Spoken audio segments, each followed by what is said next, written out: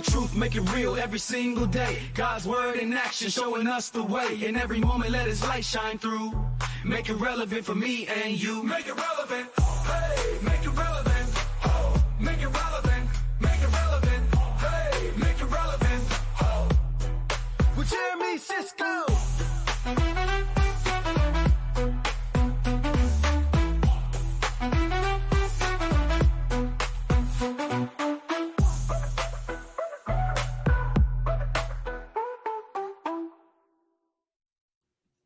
What's up, y'all? Hey. What's up? What's going on? Hey, we in this thing? All right, so I need to say this spill. Welcome to Make It Relevant, where it represents our community, our relationships, and our journey with Christ. It's all relevant. We all in. Okay, quick merch shout out. Hey, man, listen, guys, I'm so excited that we have finally gotten the time to get discussion ready. We're supposed to be shooting last week, Thursday, but because I was in Florida and the hurricane took out a couple things, electricity, communication, we couldn't get it going. So here we are. It's been a world of events. Listen, guys, I'm your host, Jeremy Cisco. So happy to have my friends here on with me.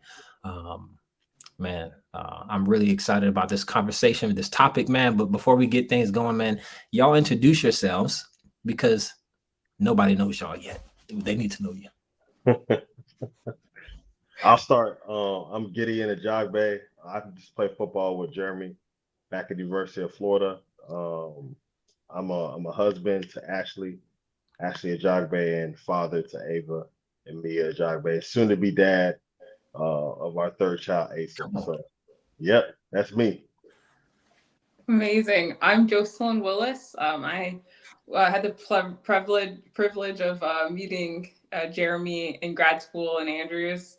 I studied educational psychology, have a background in counseling psych, and I'm married to my husband, Preston. We've been married for 5 years. So that's a bit about me. Okay, amen. Well, let me just give my background is currently I am married. I've been married for 6 years. I have a daughter. Her name is Janaya. I just had a son. His name is Jaden. Come on to the Jays. And I'm pastoring here in Clarksville and Springfield, Tennessee. All right. Fresh out of the seminary. So we new into this thing. All right. But we are learning as we go. But that is a little bit about me. Listen, guys, how have y'all been? If y'all knew, well, y'all know already. Listen, I just got locked out of the house. And listen, I was walking in the kitchen all day. I've been smelling something in the house. And I just said, you know how you just sniff around? I was sniffing around and I couldn't put my finger on it. So I just kept going out throughout the rest of the day. And as I was setting up, for us to get going, I go back into the kitchen and I say, you know what? I'm going to smell everything. So my head's in the sink, my head's in the stove, my head's under the cabinet, my head's under a chair. And I was like, where is this smell coming from? I put my nose between the crack of the refrigerator. And then I said, I seen some potatoes sitting in this rack that we put all our little fruits and vegetables in. And I smell it. And I honestly had never smelled potatoes go bad. Oh, no. And so I found the source. I was like, okay, this is it. I said, you know what? I actually need to take my trash can to the curb too. So I went outside, put it in the trash can, took the garbage to the curb, come back, doors locked. No phone, slippers on my toes. Thank God I put this jacket on. Could not get in the house. I have my Apple Watch and I called 911. I called the police to come out and to try to get me and try to see, because I ain't trying to pay no locksmith, honestly. So I tried to call 911. They called. They gave me the runaround, and they weren't able to unlock the door. But they said they would come give me a phone so I can use it, because again, I didn't have my phone. But I have cameras around my house, so my wife tapped into the cameras because she's seeing me, like she's trying to figure out what's going on, and so she speaks to the camera. Shout out to Vivid, and she says, "Is everything all right?" And I was like, "I'm locked out of the house." And so I told her I need her to call local locticians. And she did that. We went through like 20, none of them answered. Wow. Bad attitudes. And Finally got one and waited for like 20 minutes. Literally waited 20 minutes. Went for a little walk to try to keep warm because it's cold outside. Yeah. Yeah. It started getting cold. And so I just started to walk the block a little bit. He comes back, opens it up in like a second. And so while I was outside, I was like, can I break into my own house? And so I tried all the windows. I mean, my house is so secure. So I'm thinking that my house is so secure because I tried to get through anything, couldn't get in it. So I'm very thankful for my house being secured. Bro, how much you paid, bro? I paid I need to know just in case that ever happened to me.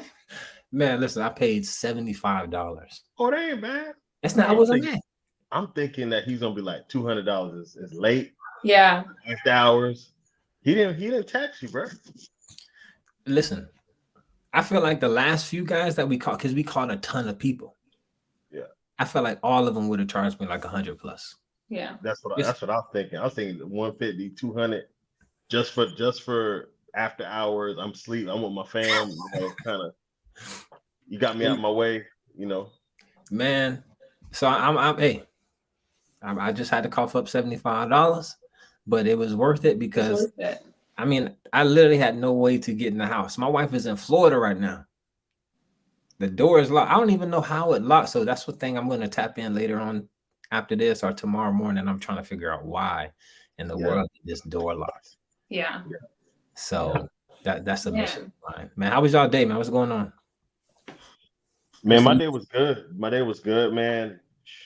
I'm in medical nutrition sales, so basically I just go see customers and I sell and then try to bring value to them and to their patients and stuff. So it was a good day. A matter of fact, I was able to share the good news with one of my customers. Going through some things, I was able to just share the love of God and let her know that God has a plan for her, but she has to be willing to trust him and to know that he's reaching out to her. So that was pretty cool. And it's funny because we talking about purpose today. So come on, hey, that's why I said, hey, I bring these drinks, but that's not my purpose. My purpose is to build relationships with people like you. Yeah. So it was pretty cool to have that moment, especially knowing that we diving into this topic today. So pretty dope.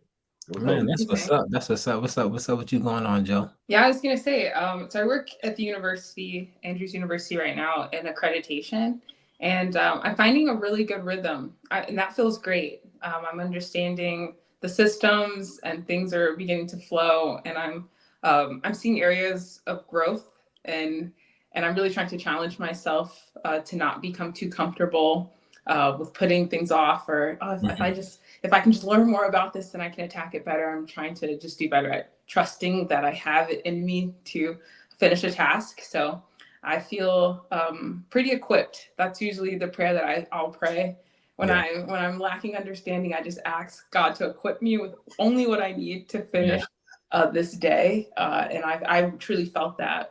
But what you were sharing, Gid and Jeremy, is really timely because you just now were sharing about being locked out and having to get someone to unlock your home for you. You were sharing about recognizing that, hey, this is what I'm bringing to you, but this isn't solely what my entire purpose is pulling me in.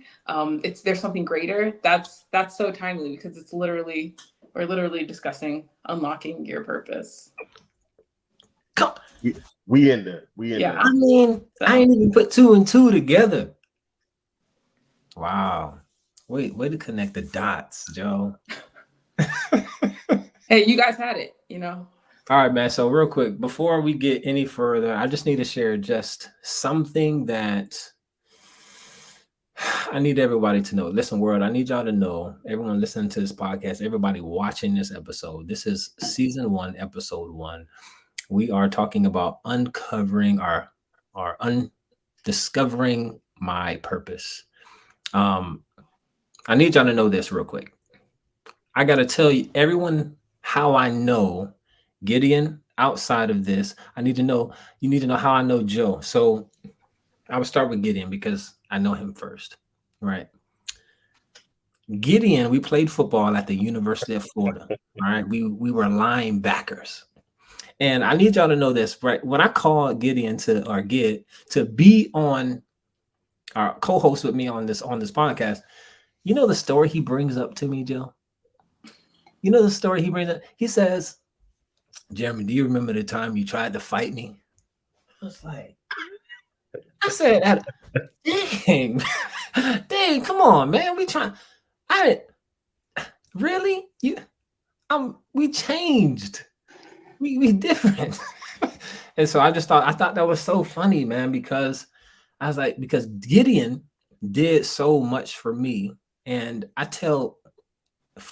he did so much for me as when my coming to Christ, right? Because I was out of the church for a very long time. Actually, no one knew anything about me in my Christian walk when we got to the University of Florida. But one thing I knew about Gideon was that he was a Christian when I got there. Mm. And he was a real man, like for real. Out of all the men in the locker room, Gideon was a married man.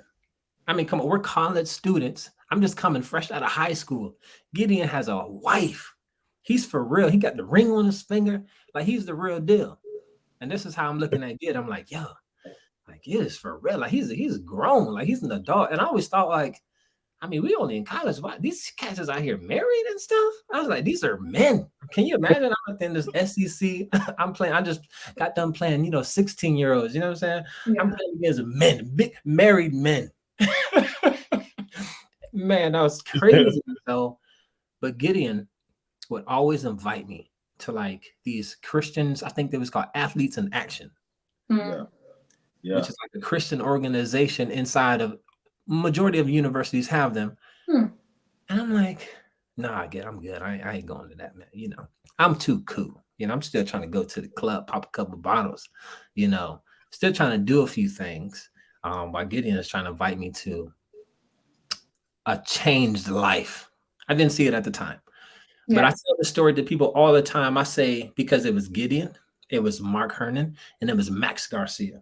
I tell people this all the time. These three people that I met at the University of Florida, a running back, a linebacker, and an offensive lineman, would always invite me to Christian things. And I think that was like the gateway, because eventually one day I said yes. And I went to like a little meeting. I think it was like year 2. I finally said, yeah, I'll go, because I was working on something. I wasn't fully committed, but I was working on something. So that's my story about Gideon. He is a part of my transformation story. So I had to say that about Gideon. I need y'all to know that. I love that. I love that. I share it all the time. And I was like, let me call Gideon to get on this thing. Yo, I'm honored. Joe, you see, Joe is on another level. You see, Joe is married to a pastor. And she's very prestigious. Actually, ladies and gentlemen, we have a first lady. Yep, we do. We have a first. Come on. How I met Joe was through her husband, who was inviting me, or didn't invite me, to a game night. He didn't invite me. It was like I was a last minute guest. He said, "Hey man, you can come too. Are you want to come?" It was like very last minute, but I went, and then it was like what we were playing. We were playing a game. It was Overcooked. Man, you need to get that game. It's what game? Overcooked. It's really fun. Yeah. Yeah, okay. You need. Hey, the little ladies would love that game. It's a good time. Man, noted. They said, hey, but bring a robe like you about to be a chef. Like your apron, yeah. Apron. Yeah. So I'm like, yeah, I don't own an apron. But I'm trying to take it serious, because if they're telling me to go get or have an apron when I get there. So I go to like this thrift store, neighbor to neighbor, up there at Andrews, and I find a little robe, a cooking robe, to look the part. I think it was like red, it had flowers on it or something. It did, yeah. You look legit. I just went and paid for it. I was too big for it. But when I get into this house and I see them, they were the real deal. They in that thing dressed up, playing this game. They making pancakes. We making chicken fries. The game is really cool. It's very intense. And then I got to see the intensity of Joe. He did. She was expediting. I ain't need shrimp. I ain't need a rice. I need a rice. We No. give a speech at the beginning. This is a fun game. You will get yelled at, but it's in love. And we're gonna play this game. And you might get booted out the kitchen if you can't keep up. That's okay. Yeah. But it was a good time. It was a good time. But one thing I need y'all to know about Jo is that she is very disciplined to another level. Like I remember when I we played football, so we kind of get an idea of discipline. Like when we people had to tell us to be disciplined. Yeah, that's the thing. We had to be told to be disciplined. We had to teach ourselves, or just follow the lead of what our coaches would tell us to do. Like we were on very, very strict regiments. And if you had a bad attitude like me, you were at Paw Patrol. Well, no, what you were at? What was it called again? Or Dawn Patrol. Dawn Patrol. Late night exercise or early morning exercise. And if you had to gain weight like me, you were on the Breakfast Club. You had to work up early in the morning and just stuff your face with food. Yeah, I was on it. At Gator D. Come on. Gator Dining. But Jo is on another level. And I say this because she is a runner. Okay. And this is what I know about her. She said, "Hey, Jeremy, you want to go running?" And I was like, well, again, we just used to short burst, a quick 50, 100 meters that we have to do in testing time. Jo says, "Hey, let's go for 3 miles." It's too far. First off, I'm questioning in my mind, like, I can't run 3 miles. Like I can run 3 miles. I've never run 3 miles though. But I was like, yeah. I said, yeah, let's do it. I don't know why, my mouth just gets ahead of me. So I was like, hey, I said, yeah, let's do it. Let's link up at this time. Boom, boom, boom. We hooked up with time. She picked out the route. We knew exactly where we were going. I said, let's meet at the roundabout. She jogged from her house. I jogged from my little dorm room at the roundabout, and we go around the university.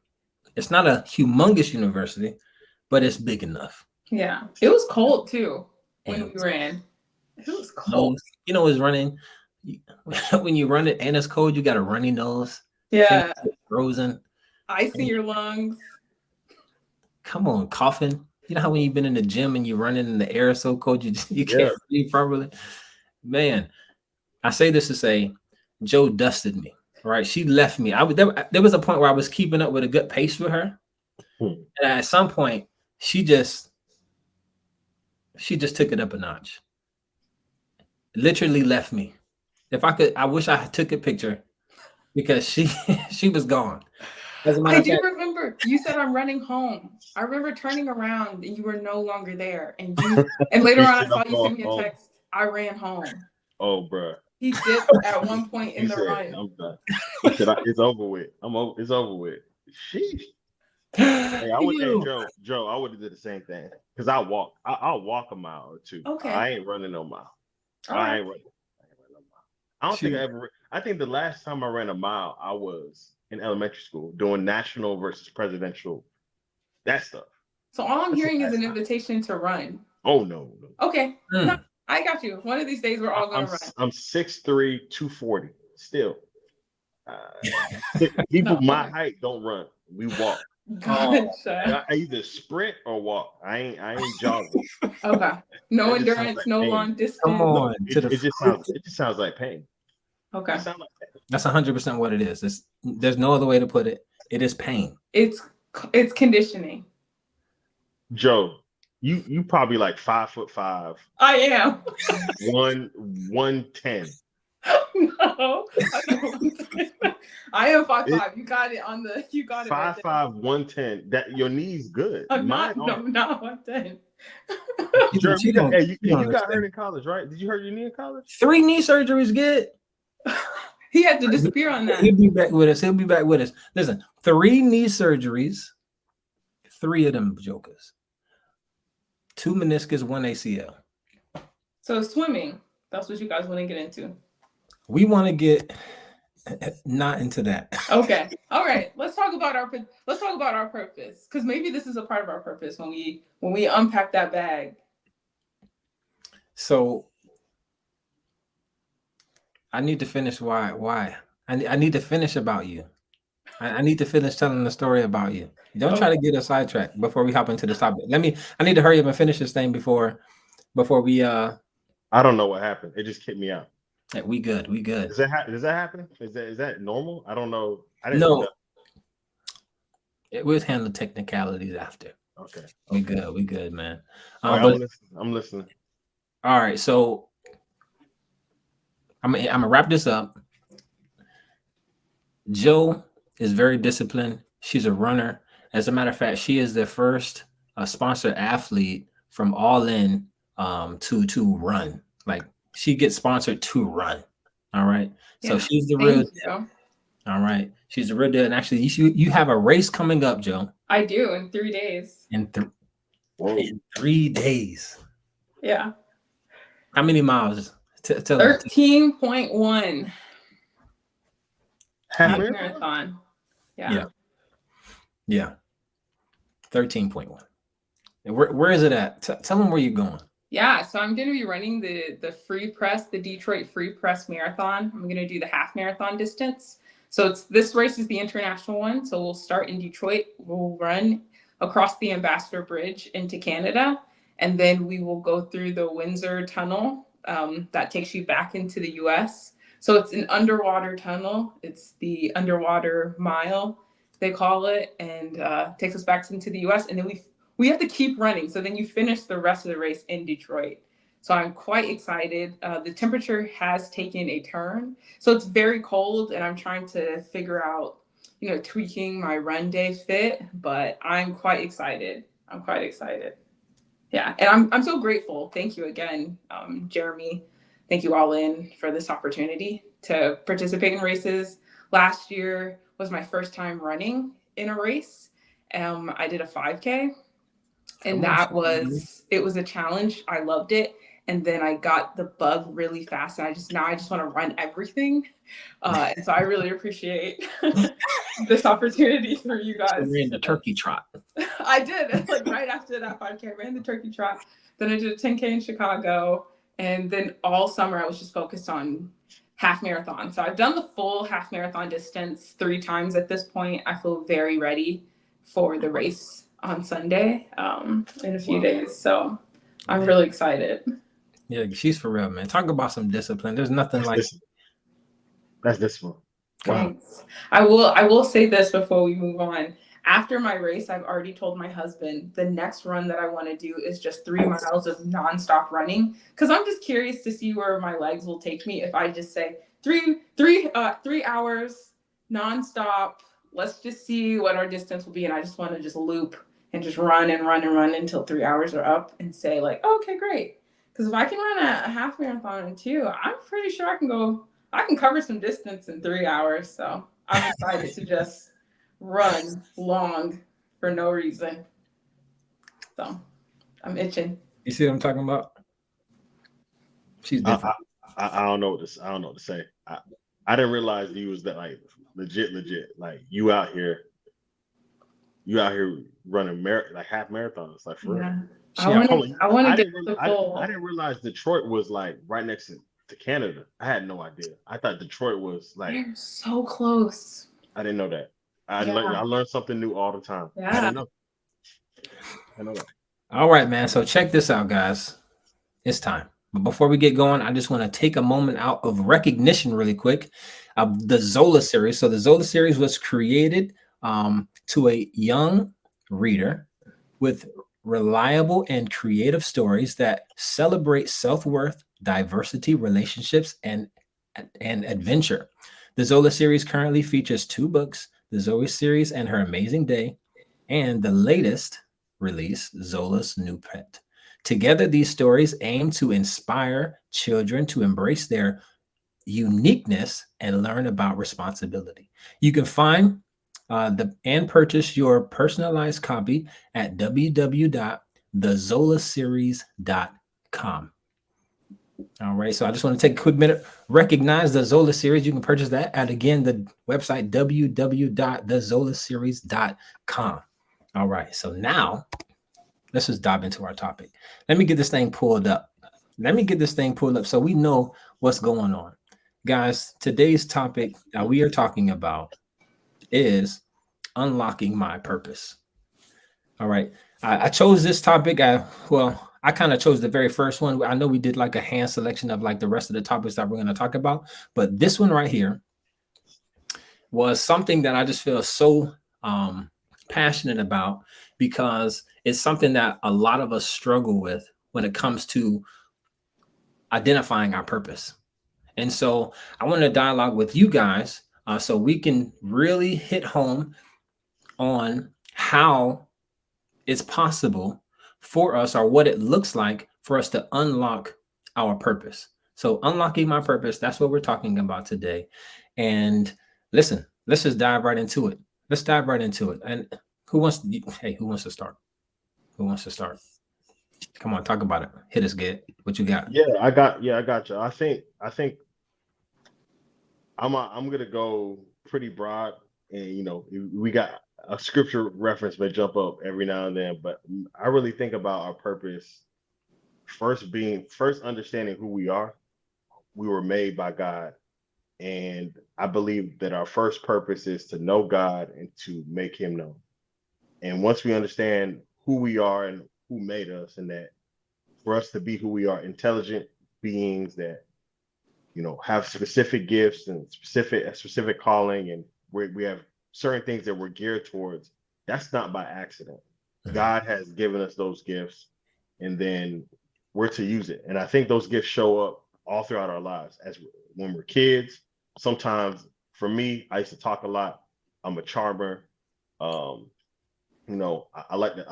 was friends with everybody, and it's no coincidence that I was a youth pastor, and that now my first job out of college was a sales job, and now I'm back in sales. It's like there's everything I was supposed to do and become. I've become those things, mm-hmm. And so like that's my assignment. Those are the assignments that God's put me in. But my purpose in that is that I connect with people and I build relationships. So so I can ultimately share with people how God came into my life and how they can know God personally as well. Yeah. So that's what I think about unlocking your purpose. First, you got to know that God made you, that you got to know your God, and then you got to make him known through the gifts that he's given you, and the specific assignments he allows you to have, either owning a business or working a job, and using that to be able to connect with people. So that's what I believe unlocking your purpose is.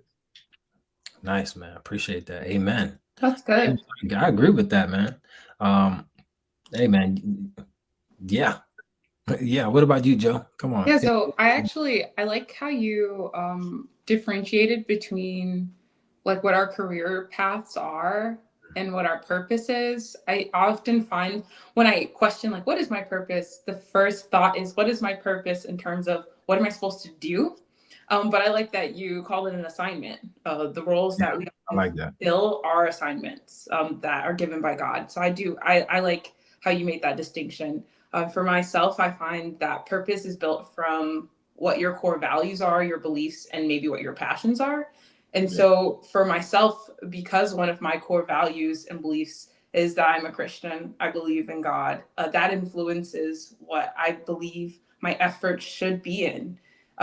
So I appreciate that distinction. Another area that I find to be a core belief, or something I find value in, or something I'm passionate about, is education, is learning. In undergrad, I studied early childhood education, child development, as well as counseling psych. Those were things that I was very fascinated by.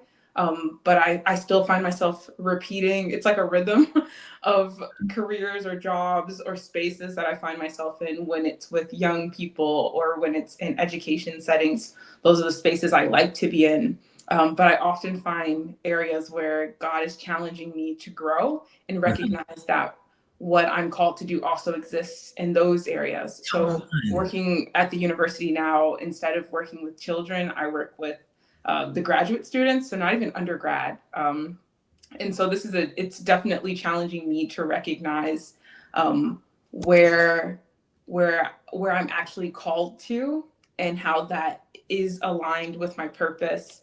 Because like you were saying, these foundational beliefs that we have, the foundation that we are called by God to work in certain areas or influence certain pockets and people. That's no accident why you occupy those spaces. So that's what I often think when I really focus on purpose. What am I driven towards? Where is God calling me to? Where is God placing me? Yeah. No, I think you said some key things there. And I think it, the common factor here is that it takes Jesus, right? I mean, outside of that, I think that I just remember struggling with purpose for a very long time. It's like one of those things that when you finish with high school, when you finish with college, now you're in pursuit of, something that your degree is in. Yeah. And it's like, what am I supposed to do? Yeah. Well, you trying to get a job and what your degree is, and you come to find out that you don't have that enough work experience.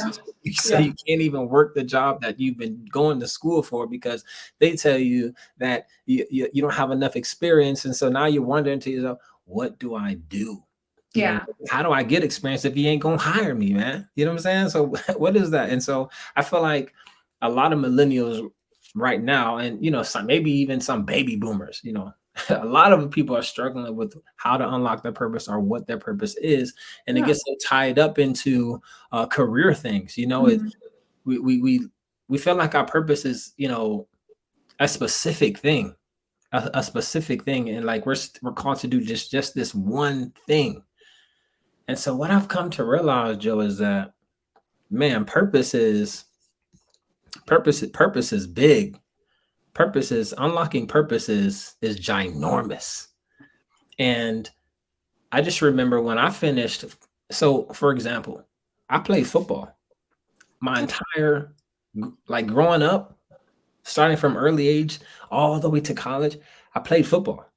So for me, I felt like my purpose was what? Playing football. When teachers come to you, I will never forget. I was sitting down in my high school, and one of my teachers came and sat me out. They pulled me out of the classroom and sat me down. I don't know what it was, like some intervention or something. She said, Jeremy, what do you want to be when you grow up? And at this time, I'm like ranked number 17th linebacker in the nation. I'm a 4-star. I'm hot. I'm hot stuff in the newspaper every week. And this lady got the audacity to ask me what I want to be when I grow up. Excuse me, I want to go to the NFL, ma'am. Yeah. Hello, I'm going to the NFL. That's what I told her. She said, well, but I need you to have a realistic goal, Jeremy. It felt real to me. Like I'm going to the NFL. Like that's my career path. I'm going to be doing that for the rest of my life. And then she just kept pressuring me to just say something else. And I was like, all right, I want to be a firefighter. and it's like, oh, okay. Like, oh, after that conversation, we felt like we got somewhere. She got somewhere with me. But in reality, I didn't really mean that. I want to go to the league. Now, what happens when I got to University of Florida and everybody in the locker room was a 4-star? Everybody in the locker room some people were 5 stars. And everybody in my locker room was the best player on their team. Yeah. Like, what do you do with that? You know what I'm saying? Like, well, now you start to wonder, like, dang, am I actually going to make it out of this joint? Is this for me? So when you graduate from college, right? When you get your degree, when you served your 4 or 5 years, if you got redshirted your first year, I did. Did you get redshirted again? Yeah, I redshirted. 5 years. And the NFL is not there. Now what is it? Now what's your purpose? And so it's unlocks what is purpose. And so I was saying earlier that we get so confused on what our purpose is. And we have just these ideas of what we think it is because we see famous people, we see other successful people, we see other people that took career paths and became doctors and lawyers, and here we are, we're still wondering, how do we unlock our purpose? What is that? What is my purpose? Man, God, what is our purpose? I work this job, this job, this job. What is my purpose? And so it's like, I don't know how to identify it. I don't know what I'm good at. I don't know what the next step looks like for me. What does it look like for me? And so that's where I was at with purpose. This is why this thing hit so hard to me, guys. And I can talk all night about this thing. This thing hit so hard to me because I quit the football team and I went on like a 2-week boycott because they didn't play me in the Alabama SEC championship game. Bro, I didn't know this, bro. I was gone. I was far gone. I had no idea this happened. Quit the team. Bro. I got G Weezy calling me. I got Coach Mark calling me saying, "Hey, JP, where you at? I'm blocked out. I'm on a blockade. My phone is off. I'm in the room 2 weeks with some alcohol. Come on, the alcohol was talking." And trying to figure out, what I'm about to do, because and the reality is that this why the topic hit so hard with me is that at the moment, because I had done anything with my hands, I had never done any hard labor. Well, I've done hard. My grandpa used to make me get on the roof and blow the leaves off. So I did some hard labor, but I wasn't no carpenter. I never had a real job. I used to work in high school I was a dietary aide, mixing the food, giving it to the old folk. And nothing wrong with that. Nothing wrong with that job, y'all. All right, good little come up. But I'm in this room thinking to myself, I don't know anything else. I done dedicated my whole life to this thing. Yeah. And so one thing I wanted to ask you, Gid, was like, when you got done with football, so you had your tryout, your NFL tryout, right? And when it didn't happen, how did you come on? Because I know, like for me, bro, I struggled when we were at the University of Florida, bro. We didn't even have to make appointments. All we had to do was say, "Hey, Matt Red, can you my tooth hurt? Hey, Matt Red, I'm not feeling good." And they say, "Okay, we'll come pick you up right in front of your door, take you to the facility, take care of you, give you all the things that you need. Oh man, I'm a little crampy. Okay, I'll give you a massage." You know what I'm saying? Like, they have massage therapists in the training room. We just go sign your name up, get on the table, get you a little deep tissue massage. You know what I'm saying? I got all the workout facilities, got personal chefs. We got everything we need, well taken care of. And to have that taken away when you're done with the game, you're like, okay, what do I do now? Because I don't even know how to make a dentist appointment. What am I supposed to do now? So that's where I'm coming from with this topic. Yeah, that's where I'm coming from. What was it like for you, man? What was it like for you? So, to be real with you, like a lot of it, I was glad I was newly married at the time, and my wife, she graduated from University of Florida with a health education behavior bachelor's degree, and then went to MUSC, Medical University of South Carolina, to get her nursing degree. So she was already halfway done with her accelerated nursing program while I was finishing my 5th year at Florida. And she's already living on her own and, figuring things out. We're engaged. And she was always on top of her primary care appointments. And this is what we do. You need to go to the dentist. And I was always afraid of that because, like, the last person that did my dentist appointments was my mom before I went to the University of Florida. So like you said, it's like, I don't know how to do anything. Yeah. So a lot of unlocking my purpose was my wife pushing me to become the man that I was supposed to be for our home, be the leader and, set the path for our family and be responsible. So it's funny, even though you're right, even though I've said it before, like, you got to know your God and make him known. Like, I was a Christian for 5 years at that point, but at the same time, I was still like a little boy in my actual life. And the Lord used my wife to be like, hey, like, you married now? You can't keep trying to run after this NFL thing. Like, she didn't say that, but she was in school and we were living in the hood of West Ashley, South Carolina, Charleston, South Carolina. And what you gonna do? I got to pay for my wife's school. I got to keep working my job. So a part of my journey of unlocking my purpose was just being a responsible person, and then also asking the question, God, what do you have for me? being connected to a church and asking hard questions and Come on, asking people that are a little bit ahead of me, like, hey, Come how on. did you deal with your first year of marriage? Yeah. And so that's how I dealt with it. I had good people around me. I was already working a job, even though I didn't make it to the league. I tried out with the Tampa Bay Buccaneers, but I had good support around me, family support that were trying to get me to move in the next direction. But I didn't know right away. Like I said before, your purpose is, you find out that what God has made you for as you get older. You see, like, oh, I've always been this way. I've always been able to talk to people. I've always been able to build relationships and stuff like that. So it's a mixture of what I've always been, as well as, me being married and my wife lovingly pushing me in the direction that I needed to be in. And I think those two things, with the church we were going to and the people I was connected with, I was able to kind of find a footing. And then from there, I got into a youth pastor job where I was allowed to be a youth pastor for 6 years at 2 churches. So that was like a very formative time for me. And then after those 6 years, I got into the medical sales field, still minister at our church as a volunteer. But like, I know why. I tell people all the time, I know why I'm here. God brought me to this place. Oh man. And I'm supposed to use what I learned as a youth pastor in the marketplace. Yeah. How to connect with people, how to share with people, how to move physical conversations into spiritual conversations very seamlessly. All that was practiced in the church as a pastor, and now I get to do it every day with normal people that may not ever darken the door of a church. And I'm like, God, God knows that. He knows everything. And I'm like, man, like, I'm not necessarily here for a job. God can put me in any job, but I'm here to lift up the people that I work with, my peers, and then the customers that I work with in this season. Yeah. That season could be short. That season could be long.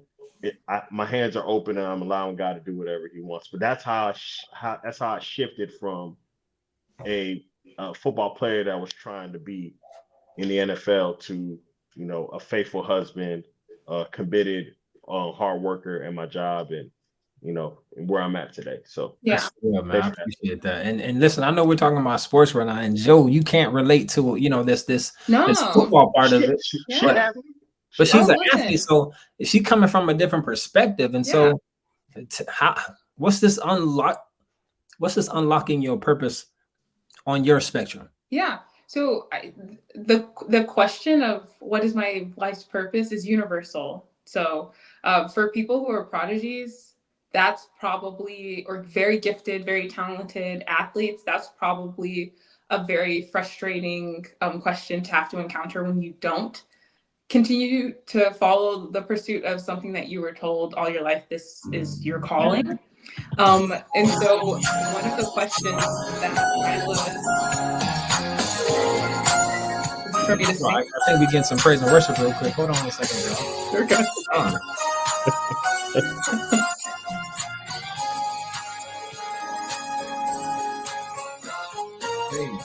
I don't know where this song is coming from, but any moment, I have no idea.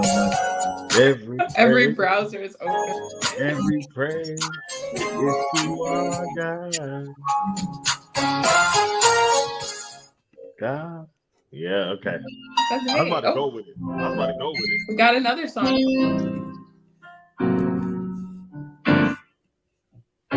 I have. So hey, this is just unexpected praise. I have no idea where this music is coming from, but we not gonna let it mess up our groove. Yeah. Hey, we're gonna have to take a remission.